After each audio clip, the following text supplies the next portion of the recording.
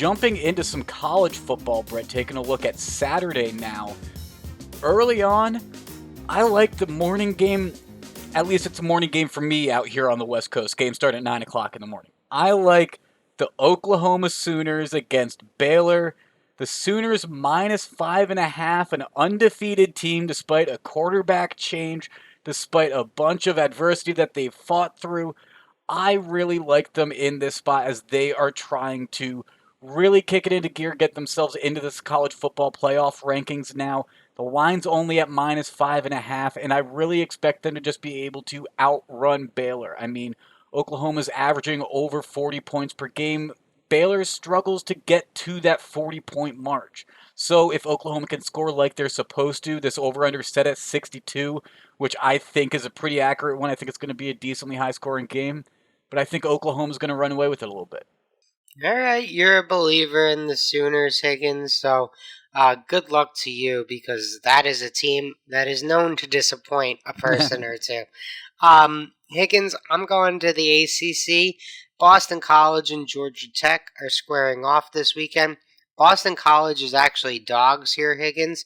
But, little known fact, they were down their quarterback a lot of weeks this year. I don't know the exact number.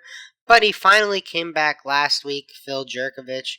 And look, they won that at Virginia Tech.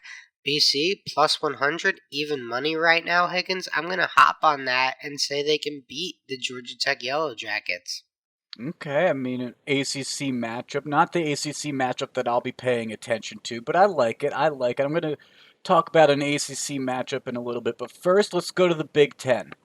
Purdue versus Ohio State. I like this game because Purdue has been a bit surprising at some points this year. I mean, they got the win against Iowa. They have covered and they got the win against Michigan State last week. I don't know if they necessarily get a win against Ohio State in Columbus, but plus 21, a 3-touchdown game, I'm going to be fading Ohio State and I'm taking Purdue with the points because 21 is just a lot to handle, especially when you look at an Ohio State team that has underperformed on the spread this year. They have not necessarily been fantastic at 4-4-1, and I've bet against them a few times this year, and I was right when I did. And I'm doing it again, Purdue plus 21. All right, Purdue plus 21. Higgins, I think the playoff committee may have messed you up a little bit here because Purdue is really tough when they're not ranked and far less intimidating as a ranked team. And the committee ranked them right ahead of this Ohio State game.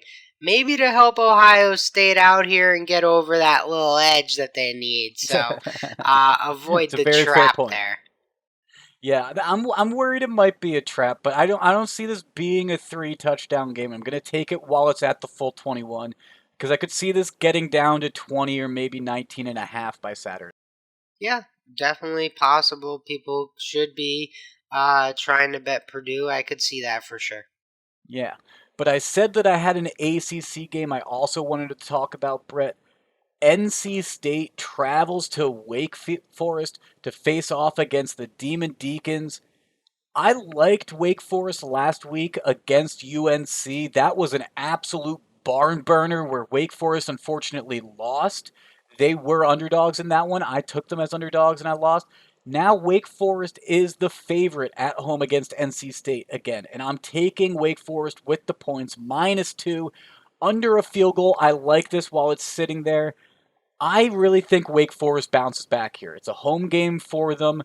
Yes, they're facing off against a ranked opponent in NC State, but I think they're going to wake up. I think they're going to be more alert after that loss to UNC that they took, and I think they're going to bounce back and be ready. All right. Well, I think, it's definitely a fair play to see the bounce back angle. NC State's look good this year. Look, Sam Hartman's played great for Wake Forest.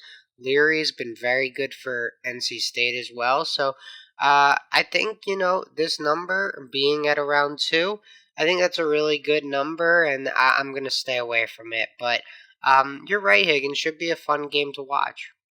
It's really a test onto the NC State's defense and whether they can stop Sam Hartman because Wake Forest, They've scored 40 points or more in all but 3 games. NC State has only scored 40 points in 2 games, and it was in out-of-conference games to start the season. So if NC State wins or if they cover, they're going to have to keep Wake Forest under 40 points, and that's going to be hard to do. All right. Well, our last game we'll touch on before heading over into the NHL and NBA, Higgins. I'm going to look at this Georgia-Tennessee game. Georgia giving 19.5 points, minus 115 on the spread, Higgins. I could see Georgia winning this game by 28. So I'm going to hop on this 19.5 while it's under 3 touchdowns. I would bet this all the way up to under minus 20.5, Higgins. So, if you're at a sports book where you're seeing 20.5, I still think that's within play. I don't necessarily know if I'd want the full 3 touchdowns with all 3 extra points made, but I truly believe this could be a 28 point, 35 point game here, Higgins.